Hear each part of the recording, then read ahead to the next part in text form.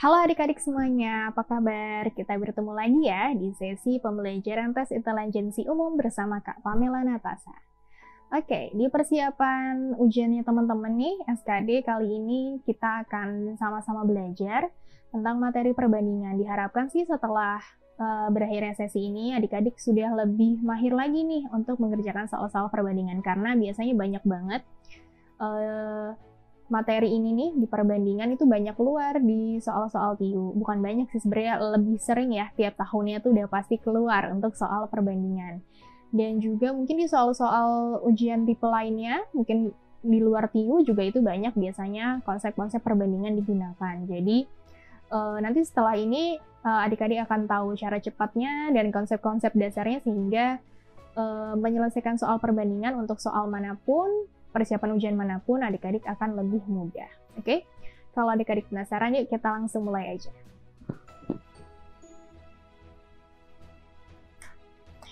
Nah, ini garis besarnya. Jadi kita akan bahas materi perbandingan senilai, berbalik nilai, dan campuran. Untuk materi perbandingan senilai, begini konsep dasarnya. Untuk nilai yang ditanya sama dengan perbandingan yang ditanya dibagi dengan perbandingan yang diketahui dikali dengan nilai yang diketahui. Artinya yang ini sama yang ini tuh sama ya, sama-sama ditanya, ini sama-sama diketahui. Itu konsep dasarnya. Untuk penggunaannya nanti akan kita lihat pada contoh soal.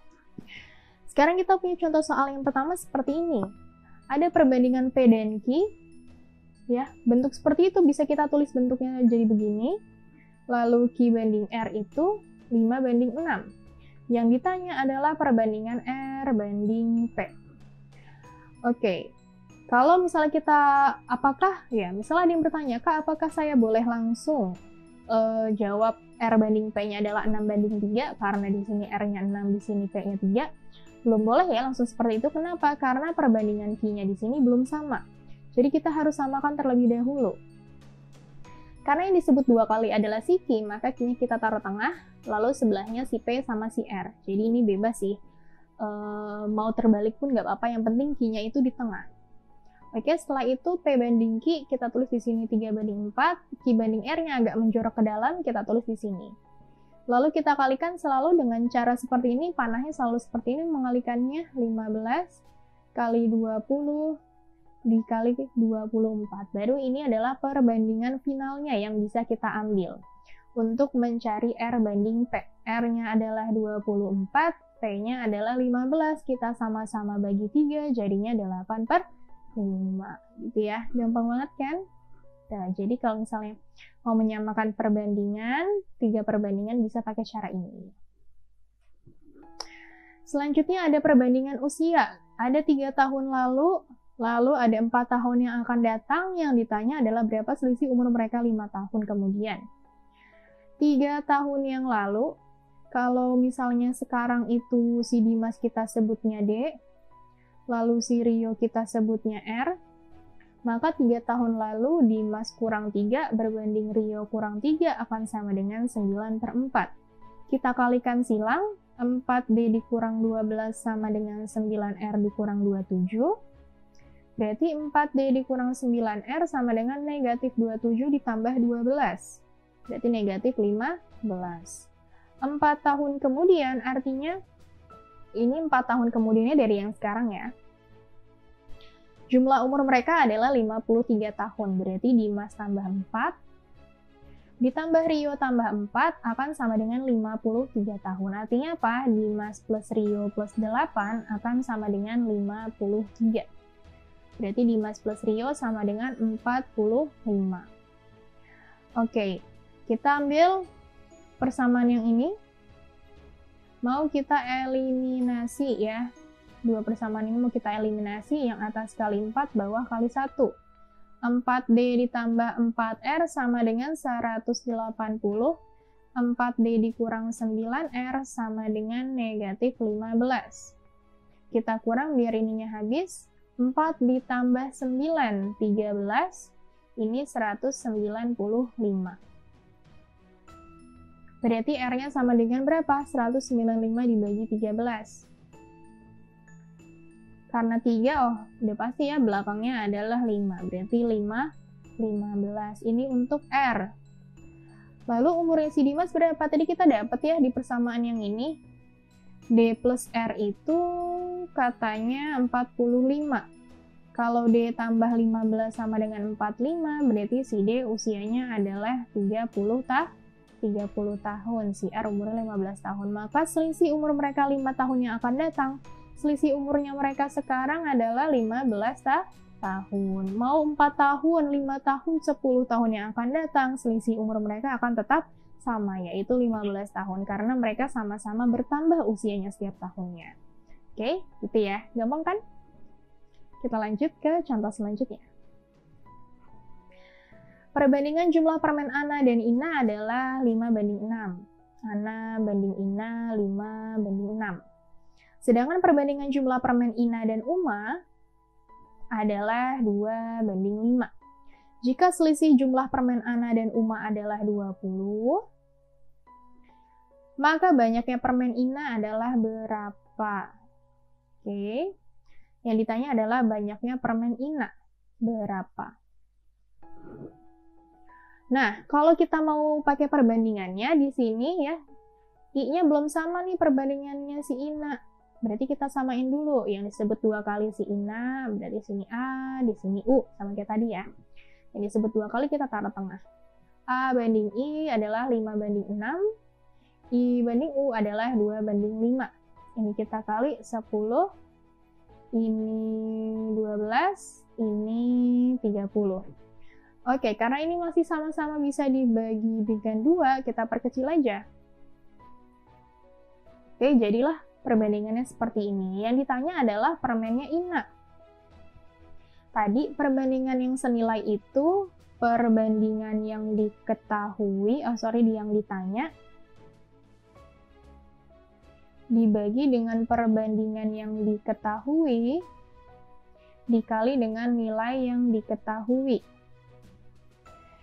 Yang ditanya kan si Ina ya, permennya Ina, berarti perbandingan yang ditanya adalah perbandingannya si Ina. Kita ambil 6 per. Karena nilai yang diketahui adalah selisih permen Ana dan Uma, berarti di sini 20, yang di sini perbandingan diketahui sesuai yang ini. Karena nilai yang diketahui adalah selisih Ana dan Uma, maka di sini perbandingan selisih Ana dan Uma. 15 dikurang 5. Gitu ya, pokoknya besar kurang yang kecil. Berarti sini 6 per 10 kali 20. Coret, berarti sama dengan 12 buah. Berarti banyaknya permen Ina adalah 12 buah. Gitu. Gampang banget kan? Oke, ini adalah soal yang selanjutnya. Seorang siswa dapat mengerjakan 150 soal dalam waktu 300 menit. Berapa soal yang dapat dikerjakan oleh siswa tersebut dalam total waktu 200 menit jika dia beristirahat selama 30 menit? Di sini ada variabel soal sama ada variabel waktu. Katanya kalau 150 soal dia bisa ngerjain dalam waktu 300 menit. Berapa soal yang dapat dikerjakan jika totalnya 200 menit, tapi dia beristirahat selama 30 menit? Berarti total ngerjainnya dia hanya 170 menit. Yang ditanya adalah berapa banyak soal yang dikerjakan. Oke, semakin sedikit waktunya, maka semakin sedikit soal yang dikerjakan. Ini adalah definisi perbandingan senilai ya. Jika salah satu nilai variabel turun, maka nilai variabel yang lain juga ikut turun. Begitupun sebaliknya. Berarti karena tadi perbandingan senilai itu adalah konsepnya, di sini kan kita mau soal ya. Nilai yang ditanya perbandingan yang ditanya dibagi dengan perbandingan yang diketahui dikali nilai yang diketahui. Yang ditanya banyaknya soal yang ini, berarti perbandingannya 170 per 300 dikali dengan 150. Ini coret, sisanya 2, berarti 170 bagi 2 adalah 85 soal. Berarti jawaban kita adalah yang C ya. 85 soal. Oke, lanjut. Paham ya sampai sini untuk perbandingan senilai? Yang selanjutnya akan kita bahas adalah tentang perbandingan berbalik nilai. Konsepnya, kalau tadi perbandingan senilai itu salah satu nilai variabel naik, maka yang lainnya naik. Kalau perbandingan berbalik nilai, berarti salah satu naik, yang lain turun. Ataupun sebaliknya, salah satu turun, berarti yang lain naik. Konsepnya, nilai yang ditanya adalah perbandingan yang diketahui dibagi dengan perbandingan yang ditanya dikali nilai yang diketahui. Mirip kayak perbandingan senilai, cuma yang ininya dibalik. Gitu. Suatu makanan dapat dihabiskan oleh 10 orang dalam waktu 10 hari. Berarti ada variabel makanan, ada variabel waktu di sini. Katanya makanannya, ada variabel orang sama waktu. 10 orang habis dalam waktu 10 hari. Jika terdapat penambahan 10 orang lagi, berarti jadi 20 orang, maka berapa lama makanan tersebut akan habis? Variabel orangnya bertambah, waktunya pasti semakin sedikit dong. Semakin banyak orangnya, semakin cepat dia menghabiskan makanan. Berarti karena panahnya berbalik seperti ini namanya perbandingan berbalik nilai. Karena ditanya adalah hari, waktunya, perbandingan berbalik nilai tadi sama dengan perbandingan yang diketahui dibagi dengan yang ditanya dikali nilai yang diketahui.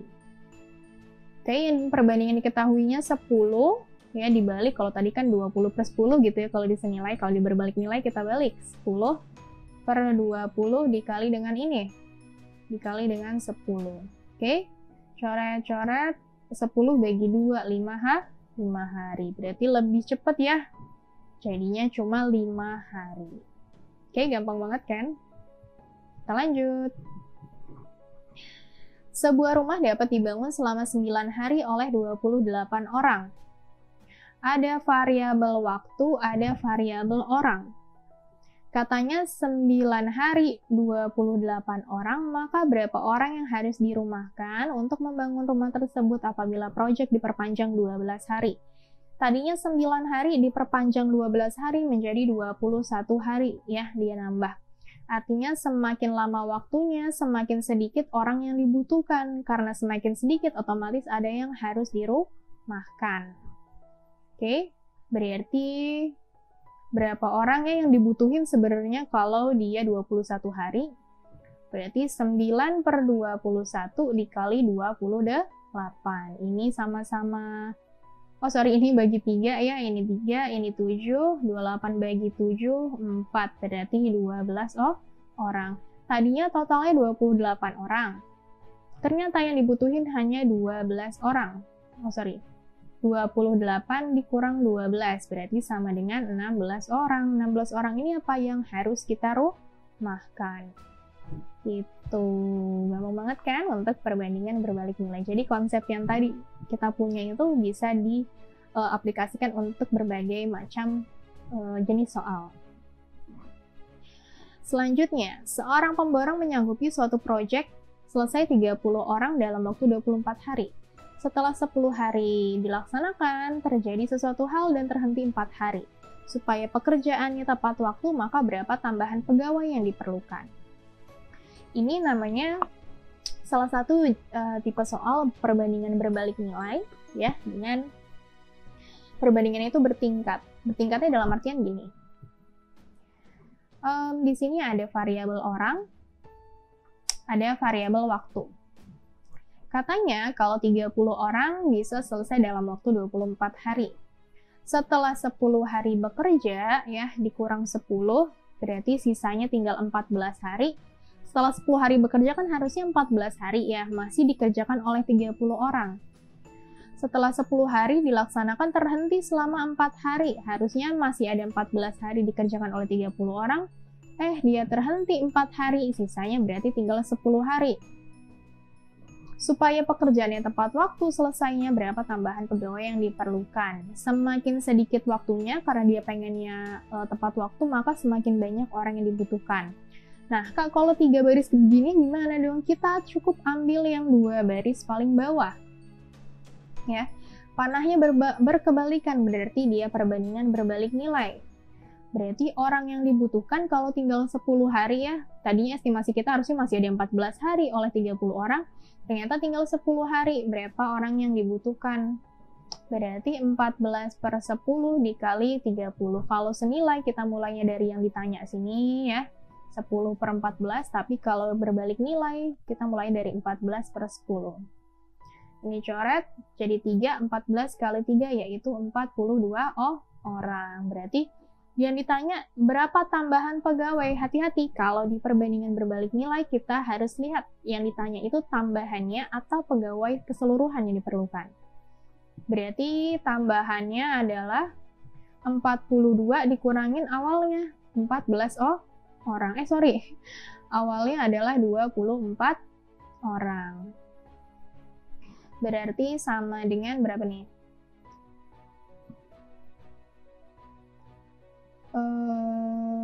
Ini 14 hari ya, ini 30. Berarti dikurangin dengan 30 orang, sama dengan 12 orang. Berarti jawaban kita adalah yang C, gitu ya. Lebih teliti ya. 42 dikurang 30 sama dengan 12 orang. Gampang kan? Ini namanya perbandingan 3 tingkat. Selanjutnya yang mau kita bahas adalah perbandingan campuran. Sebenarnya kalau ditanya perbandingan campuran emang ada ya. Jadi ini hanya istilah aja sih untuk tipe-tipe soal yang kita kerjakannya dengan kombinasi antara perbandingan senilai dan perbandingan berbalik nilai. Konsep dasarnya seperti ini.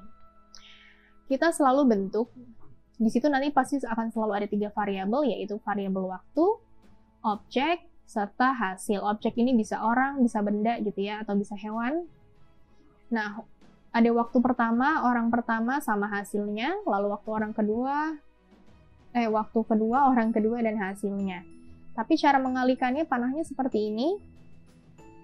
Nah, selalu panahnya seperti ini, kita bentuknya selalu WOH ya, biasanya kakak singkat jadi WOH. Kita mengalikannya begini, ya. Berarti antara waktu dan objek itu dia berbalik nilai, antara objek dan hasil dia senilai. Contoh, jika 10 orang dapat menghabiskan 10 lusin dalam waktu 10 menit, maka berapa menit yang dibutuhkan untuk 15 orang menghabiskan 15 lusin kue? Ada variabel orang di situ, ada variabel waktu, ada variabel hasil. Oke, sorry ya. Karena tadi kita punyanya WOH, waktu, objek, hasil. Kita harus selalu susun seperti ini, WOH, waktunya yang pertama 10 menit, objeknya 10 orang, hasilnya 10 lusin.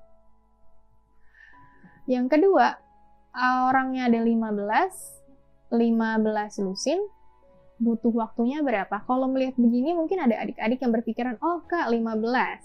Coba, tapi sebentar. Tadi caranya adalah kita kalikannya ke sini gitu ya, ini kalikan ke sini. 10 kali 10 kali 15 akan sama dengan, ini kita sebut W aja, W kali 15 dikali dengan 10. Karena semuanya perkalian, boleh kita coret. Nah, berarti waktunya adalah 10 menit. Ternyata untuk 15 orang menghabiskan 15 lusin butuh waktu 10 menit. Gitu ya, ternyata bukan 15. Gampang kan? Jadi kalau untuk tipe soal yang seperti ini, teman-teman susun berdasarkan waktu, objek, hasil, lalu jangan lupa panah pengalinya ya. Nah, ini juga sama. PT Jaya Makmur memiliki 25 orang pegawai menyelesaikan 2.500 pesanan selama 20 hari. Ada waktu, ada objek atau orangnya, ada hasil. Waktunya 20 hari, objeknya 25, hasilnya 2.500. Jika suatu hari terdapat 3.000 pesanan yang diselesaikan dalam waktu 15 hari, jumlah pegawai yang harus ditambahnya berapa? Oke, kita kalikannya begini.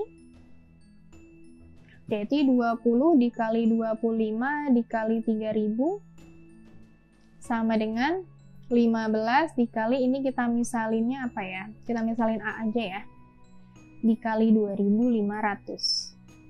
Oke, karena semuanya perkalian, kita coret-coret aja biar memudahkan. Ini 25 sama 25. 15 sama 30 di sini 2. Berarti total orang yang dibutuhkannya adalah 40 orang. Karena yang ditanya adalah yang ditambah, berarti berapa yang ditambah? 40 dikurang dengan awalnya 25. Berarti orang yang ditambahnya adalah 15 orang. Itu jawaban kita yang C. Ya, jadi diperhatikan yang ditanya itu yang harus ditambah atau yang dibutuhkan keseluruhan. Oke, itu untuk contoh perbandingan campuran. Nah, kita punya contoh ini, contoh yang terakhir ada si Risa, Mawar, dan Nanda mengecat tembok seluas 300 meter persegi, waktunya 2,5 jam. Berapa waktu yang dibutuhkan ketiganya untuk mengecat tembok seluas 400 meter persegi jika ada Ilham dan Wawan yang membantu? Masih WOH, waktunya 2,5 jam dikerjakan oleh 3 orang ya, si Risa, Mawar, dan Nanda. Hasilnya mengecat tembok 300 meter persegi. Kalau tembok luasnya 400 meter persegi, orangnya ada 5 karena ada si Ilham dan Wawan yang membantu, maka butuh waktunya berapa lama?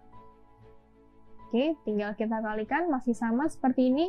2,5 kali 3 kita kalikan dengan 400 akan sama dengan W dikali 5 dikali dengan 300. Kita coret nolnya, lalu di sini ada 3 sama 3, terus 5 sama 2,5, berarti di sini 2 ya. Udah ya, habis.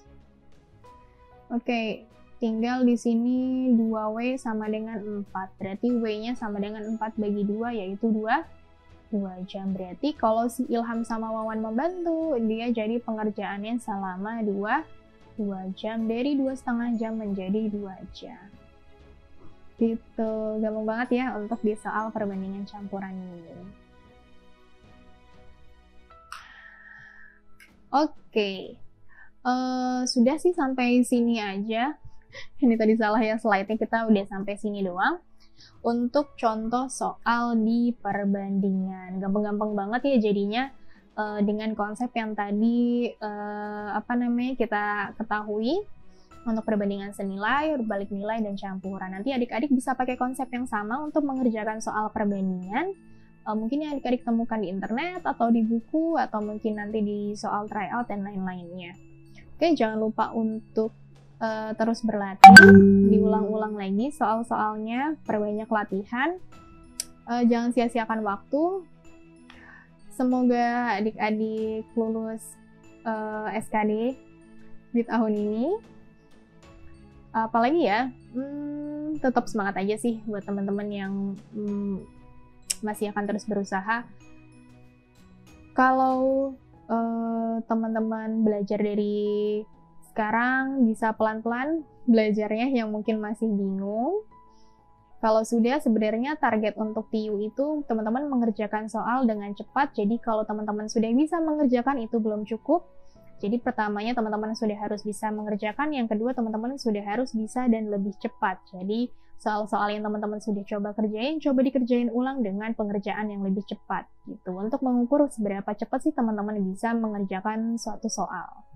Oke, sampai sini dulu, kita ketemu lagi nanti di sesi-sesi yang selanjutnya. Terima kasih, dadah!